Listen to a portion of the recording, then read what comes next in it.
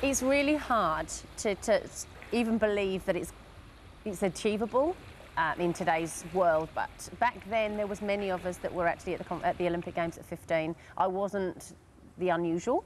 I was one of 4 on the British team, and our youngest on the British team was 13, but I was the only one that medalled, so I suppose that's what put the pressure on me after the first medal to go ahead in my second event and get another one.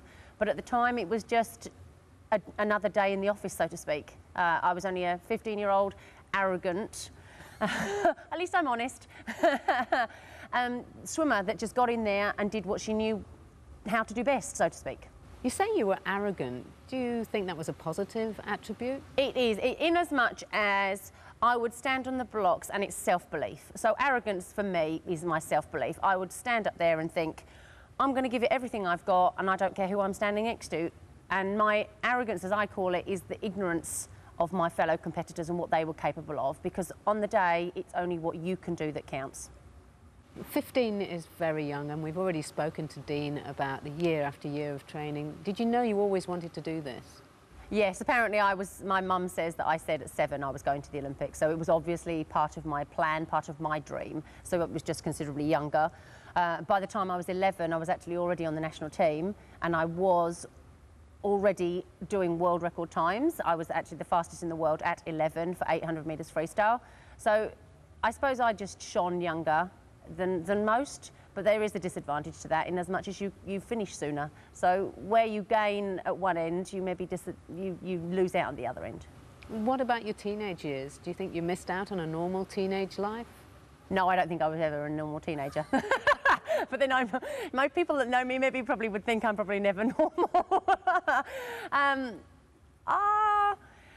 My years were more advanced, I would say. As an 11-year-old, I probably didn't act like an 11-year-old. I was probably already 15 in my ways. I was already travelling around London, and I would get the London Underground on my own, which you probably wouldn't expect an 11-year-old today to do. So it was just different. I can't imagine at just 15 having all that pressure to achieve. How did you cope with it? I think it comes back to your teenage years where you think you're invincible. We might see it as like teenagers now when they're driving too fast, they don't think it'll happen to them. Well, for me, the other way was I'd stand on the blocks and it will happen to me because I'm going to do it. So it was never a question, it was always just, it's going to happen to me because. And I think that's just the attitude of teenage people, I think. Do you think you can be too young to go into competitive sport? I don't think you should go into sport too young. I don't think you should be choosing which sport you take part in at a young age. I think you should have the opportunity to try lots of different things, and one sport will help and benefit another sport at young age. So I wouldn't actually want my children to repeat what I did. I also stopped swimming when I was 17 for 6 years and came back when I was 23 because I'd had enough. And as you say, it is the pressures of too much too young. You give up so much. Training 6 hours a day, not spending a lot of time with your friends, and not having what's regarded as a normal life. And I wouldn't want that for my own children, but I would like them to achieve for themselves, not because it's what mummy wants them to do. They have to want it and you have to desire it for yourself.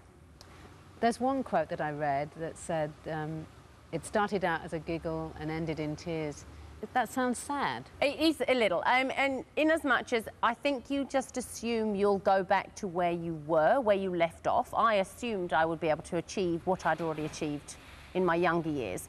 I was older, stronger, wiser maybe, which made me think I would actually be better, but it actually wasn't, because you think too deeply and you become more concerned about what other people feel and think, and less focused on what you can achieve. And to be, at the end of the day, the only thing that you can do is what you set out yourself to do. You can't control someone else, you should only control your own destiny.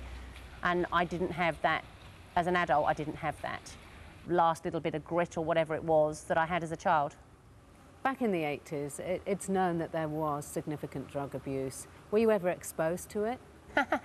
I was actually offered steroids the first time when I was 13 at European Championships when we were racing the East Germans, and I always came second to this East German, always. It's Astrid Strauss. I remember her, she was huge, made me look really little, and I'm over 6 foot. And The Bulgarian team actually said the only way you're going to beat her is by taking this, and I was offered it when I was 13. So you are exposed to it, but at the end of the day, it takes a stronger person to say, no, I want to win because I deserve to win, not because I've cheated like anyone else has. People are very impressed with how well behaved your kids are, whether it's through fear of what mum will do if they don't behave or not. But you have very high standards. Yeah, very much so. I think my swimming taught me to be very, almost regimented in how I achieve anything. If you want it, you have to set out goals and be realistic about what you can and can't do. And so I've always been quite regimented in my approach to life. And I have done that as a parent as well. I mean, I had 3 children under 3. And so when you have little ones that quickly together, I'm afraid you have to know what you're doing and be organised. And fortunately for me, my swimming put that in good stead. And I've only been a parent like my mum showed me how to parent. I'm only repeating what my mum did to me, and I think I turned out okay. Parental support seems crucial to children learning to swim and being safe and learning to enjoy the sport. I agree. I think without your parents' support, you won't achieve anything. But the parents have to know when to hand the child over to the professional and then back away.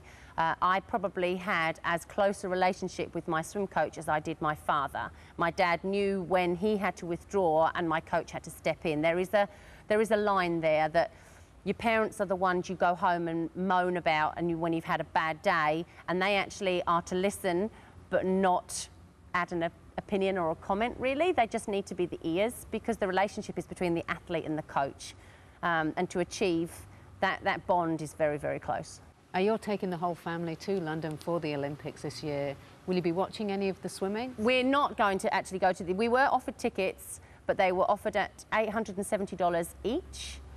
When you're only actually going to see like 2 or 3 hours worth of sport and there's 6 of you, that's a large sum of our budget for a holiday. So no, we're not. But having been a medalist, what they've set up in Hyde Park is a hospitality tent run by Speedo. We've been given certificates that we can prove who we are, and then we go through and we can watch within this hospitality tent. So the children will experience it, but not actually directly at the venues. And will you be involved? I'm actually in the opening ceremony. So, but at this stage, I don't actually know what I've got to do. I've got a meeting on the 25th of July, so only 2 days out. So I bought my dress. I hope it's the right kind of thing.